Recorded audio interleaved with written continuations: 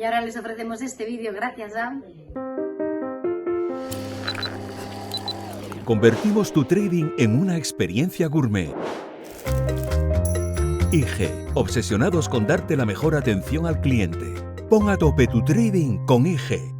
Y como cada tarde a esta hora comenzamos ya con las claves de la tarde y hoy, como no, pues una vez más, techo de deuda es lo que ocupa en esta primera clave de la tarde de hoy. Era de esperar, ya está aquí, una de las más poderosas agencias de calificación crediticia está amenazando a Estados Unidos con bajarle su calificación de deuda.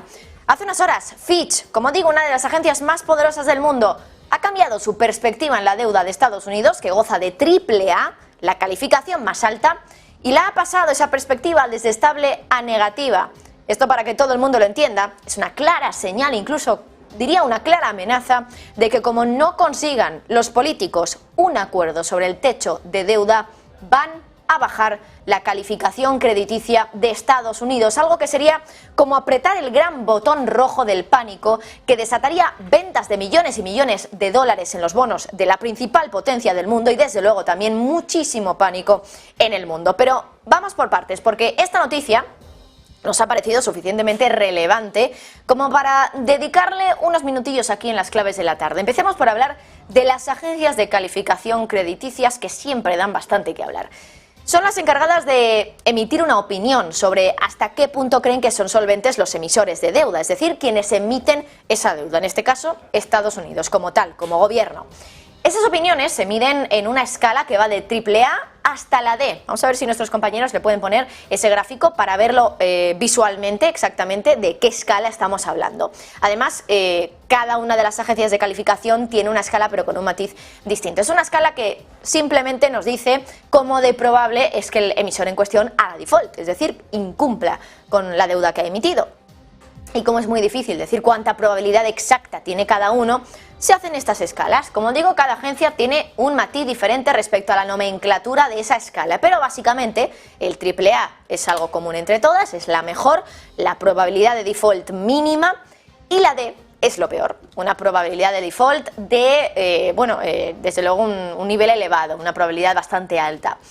¿Qué ha pasado ahora en Estados Unidos? Bueno, pues que Estados Unidos está arriba del todo para dos de las tres agencias de calificación más importantes. Me parece que era Moody's la que en este caso, no, perdón, SP, la que en este caso no tiene un AAA para Estados Unidos. Es la única que tiene justo el escalón por debajo. Pero prácticamente, pues el grueso de estas agencias de calificación dan casi la calificación más importante o la más alta a Estados Unidos. Bueno, Fitch, SP y Moody's, como les decía. Ya saben que en el mercado todo movimiento por sorpresa puede generar mucho caos, así que estas agencias, cuando se huelen que puede haber cambios en las calificaciones, lo que hacen no es cambiar la calificación, sino cambiar primero la perspectiva. Y hay tres perspectivas: estable, negativa o positiva. Estable si no creen que la calificación vaya a cambiar nada. Positiva si creen que pueden mejorar esa calificación. Y negativa si creen que va a empeorar. Claro, ahora lo que ha hecho Fitch es lanzar esa primera amenaza a Estados Unidos y también esa primera advertencia al mercado. Puede servir de las dos maneras. Ha cambiado su perspectiva sobre la deuda de Estados Unidos a negativa, es decir, que está avisando de que puede bajar la calificación crediticia de ese anhelado AAA al escalón que está justo por debajo, el AA. Esto en el caso de la deuda de Estados Unidos. Y claro, si eso termina pasando, es, como les decía antes, apretar un botón rojo del pánico, un botón rojo que va a desatar que en todo el mundo las gestoras, los que al final mueven el dinero, tengan que modificar sus modelos para valorar los bonos de Estados Unidos, porque de momento todos en sus modelos dan por hecho que Estados Unidos tiene un AAA, es decir, la máxima calificación crediticia. Estados Unidos no va a hacer default, básicamente. Pero claro, pasar de AAA a AA supone que esos bonos valen menos, porque tienen más probabilidad de default. Con lo cual, eso va a desatar una oleada de ventas de billones de dólares en el mercado, a modo de ajuste en esas valoraciones de todo el mercado, de todos los inversores sobre la deuda de Estados Unidos. Y ojo que la deuda de la principal potencia del mundo es además considerada activo libre de riesgo. Ese activo libre de riesgo se utiliza para valorar al resto de activos del mercado. Para ponérselo más sencillo, una bajada de la calificación de Estados Unidos es un verdadero marrón, y permítanme el lenguaje coloquial. Supone que todos los activos están mal valorados y que se tienen que reajustar. ¿Y cómo se reajustan? A la baja. Ventas masivas, desplomes de los precios. Y eso es algo que ya está empezando a pasar. Piensen en las letras del Tesoro, por ejemplo. Las letras que vencen el 1 de junio, el jueves que viene, la fecha X. La fecha en la que muchos piensan que Estados Unidos ya no va a poder pagar lo que debe, sus obligaciones, y tampoco, por lo tanto, quizá esas letras. Bueno, pues ahí, las ventas en las letras que vencen el 1 de junio han sido tales que el precio ha bajado tanto, y ya saben que como consecuencia de la bajada de precios tiene una reacción inversamente proporcional esas rentabilidades, pues esas rentabilidades se han disparado. Están por encima del 7%, una auténtica locura, desde luego, teniendo en cuenta que los tipos de interés en Estados Unidos no están ni cerca del 7%. De las tres grandes agencias de calificación, les decía antes, solo una no le tiene puesta un AAA a Estados Unidos. Y lo curioso del mundo de la calificación crediticia es la duda que hay sobre la verdadera independencia de las agencias de calificación. De entre Fitch, Moody's y S&P, solo esta última no le tiene puesta la mejor calificación. Le tiene puesta desde hace ya muchos años AA+, la segunda mejor, pero no es la primera. Fue, como digo, en 2011, les sonará seguramente ese año, porque es el anterior episodio de pánico a un default por falta de acuerdo sobre el techo de deuda en Estados Unidos. Fue ahí justo cuando S&P decidió bajarle la calificación a Estados Unidos desde AAA a AA. Y voy a contarles esa historia para que vean cómo son las cosas en ese mundo tan opaco como apasionante que son las agencias de calificación. Lo curioso es que S&P le bajó la calificación después de llegar a un acuerdo, es decir, no fue antes, no fue cuando había miedo a que no se pudiera llegar a un acuerdo, no, se llegó a un acuerdo, se entiende, ¿no?, que se eliminan esas incertidumbres, pero aún así desde S&P no confían demasiado en ese acuerdo y deciden bajarle igualmente la calificación crediticia a Estados Unidos. Su justificación, que eso no implicaba el hecho de haber llegado a un acuerdo a corto plazo, que la dinámica a medio plazo fuera a cambiar. Efectivamente, parece que tenía razón, porque a día de hoy han pasado 12 años y estamos un poco en el mismo sitio, pero con muchísima más deuda. Eso es lo único que cambia prácticamente. Lo curioso es que esa rebaja de calificación no gustó nada al gobierno, por supuesto. Tanto es así que justo después de aquello, de que S&P bajara la calificación crediticia a Estados Unidos, el gobierno comienza a investigar a S&P y le investiga por el papel que tuvo con varios mortgage-backed securities, esos títulos de deuda hipotecaria, que ya saben que fueron una de las piezas clave en la crisis financiera, porque se culpó a esas agencias de calificación de no calificar correctamente estos instrumentos de deuda. Y es que, claro, ¿de qué ganan dinero las agencias de calificación? Esta es una gran pregunta y es realmente lo que responde a toda la cuestión de la opacidad que hay en este mundillo de las agencias de calificación. Y es que son los propios emisores los que califican a las agencias. Son ellos los que pagan a las agencias para que les califiquen. Así que hasta qué punto tú, por ejemplo, imagínense, como empresa que paga Fitch, quieres que encima Fitch te baje la calificación cuando le estás pagando y por tanto va a hacer que tu deuda pierda valor y por tanto suba tu rentabilidad de la deuda. Es decir, lo que tú pagas, los intereses que tú pagas por emitir esa deuda. Eso es lo que pasó en la crisis financiera, que paquetes de instrumentos de deuda que llevaban subinstrumentos de dudoso riesgo de crédito eran calificados con la máxima calificación AAA. Y justo después de que S&P le baje la calificación a Estados Unidos en 2011, años después de la crisis, el gobierno empieza a investigar contra S&P por la crisis financiera, cuando habían pasado ya años. Bueno, también lo curioso es que S&P pareció ceder un poquito, ¿no?, a esa especie de chantaje, entre comillas, del gobierno a la agencia de calificación. Le pidió a su entonces CEO, al CEO de S&P, que dejara el puesto, solo 18 días después de bajarle la calificación a Estados Unidos. Claro, muchos creen que el negocio de las agencias de calificación es un negocio viciado, podrido incluso podríamos decir, y muchos, de hecho, decían que S&P no tenía motivos de bajarle la calificación a Estados Unidos porque Estados Unidos técnicamente nunca va a hacer default sobre su deuda, porque si lo hiciera, simplemente imprime más dinero y ya está. Este argumento tan simple no lo decía cualquiera, Lo llegó a decir Warren Buffett y Alan Greenspan, expresidente de la Fed. Buffett, por ejemplo, dijo que no tenía sentido esta afirmación de que Estados Unidos estaba más cerca del default y que por eso S&P le bajara la calificación. Porque decía, Estados Unidos al final debe toda su deuda en dólares, ¿no? ¿Y quién imprime dólares? La Fed, Estados Unidos. Pueden imprimir los dólares cuando quieran y, por tanto, imprimir dinero para pagar esa deuda. Pero claro, ahí Buffett reconocía, evidentemente, muy inteligentemente, que eso plantea una cuestión de problema de inflación. Alan Greenspan, presidente entonces de la Fed, decía que Estados Unidos podía pagar cualquier deuda porque siempre podían ellos desde la Fed imprimir dinero para ello y que por eso la probabilidad de default era de 0.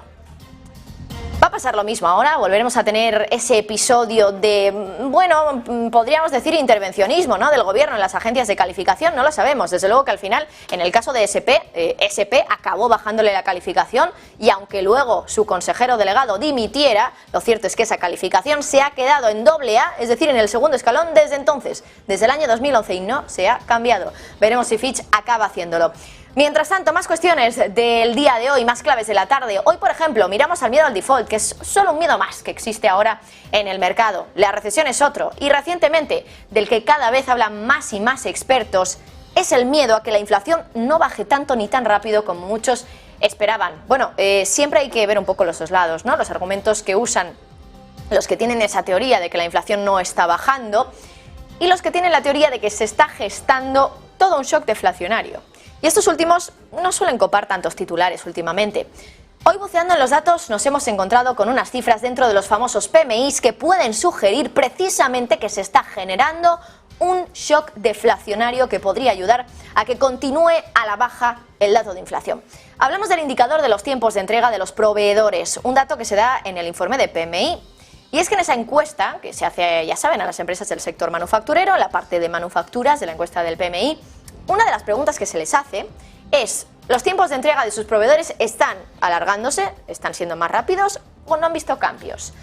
Bueno, en base a esa pregunta, el instituto encargado de elaborar el dato de PMI, en este caso, pues por ejemplo S&P Global, genera un índice entre 0 y 100 y cuando el índice sube por encima de 50 es porque los tiempos de entrega se están reduciendo, por lo que hay menos problemas en la cadena de suministro. Cuando está por debajo de 50 es porque cada vez tardan más y más problemas en la cadena de suministro. Pues bien, Robin Brooks, economista jefe de la Asociación Global de la Industria Financiera, ha publicado hoy en su Twitter este gráfico.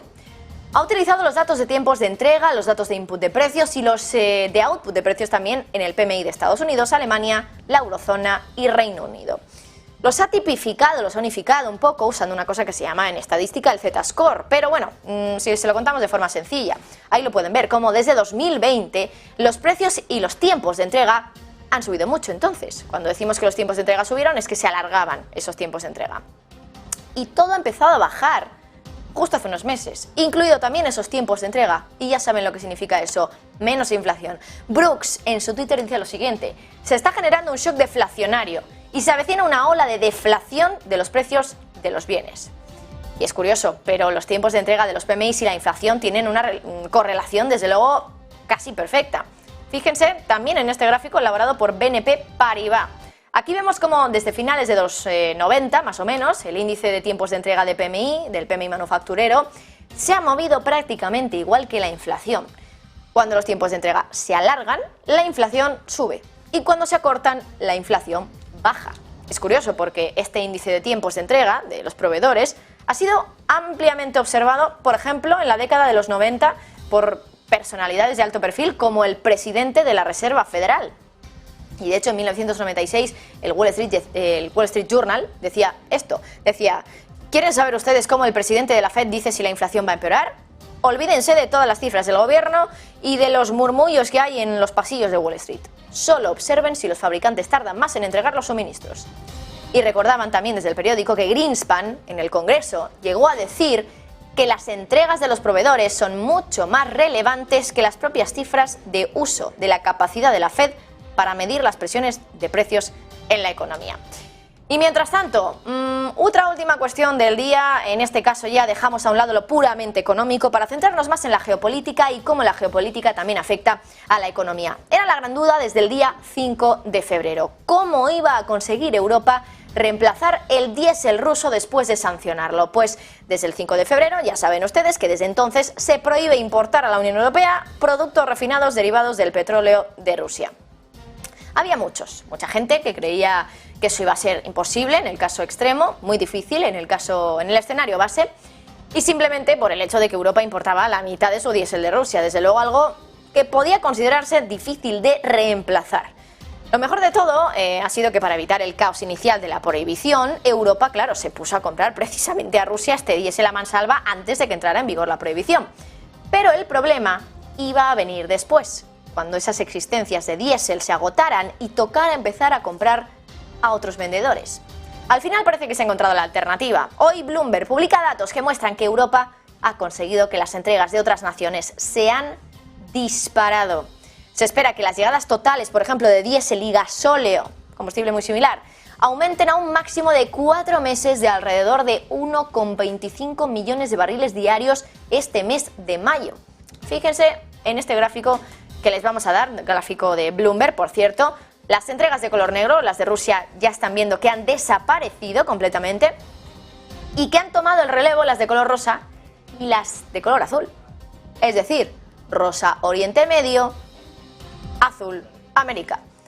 Arabia Saudí y Estados Unidos, básicamente, por poner los nombres de países directamente. De hecho, dice Bloomberg que se espera que los flujos de Arabia Saudí alcancen un nuevo máximo de alrededor de 324.000 barriles diarios, mientras que los cargamentos de Estados Unidos, dicen, van a ser los más altos desde agosto de 2020. Lo que no habíamos mencionado es el color gris, Asia. Ahí están países como China, India. Ya saben que están ahí, en estos países está entrando muchísimo petróleo, ruso, y está saliendo refinado con destino a Europa. Bloomberg dice que, ojo, que espera que los envíos desde Asia disminuyan este mes debido a los menores flujos de China y también de Singapur, pero que se espera que aumenten los cargamentos de tipo diésel de la India. Y ya les hemos contado qué está haciendo India: refinar petróleo de Rusia y mandárselo a Europa. Aunque eso sí, parece que de momento India y China, que son los países con más papeletas para lavar petróleo de Rusia, de momento no suponen la gran salvación de Europa, la gran alternativa, pero sí que están ganando terreno cada vez más los grandes dominantes del mundo del petróleo, Arabia Saudí y Estados Unidos.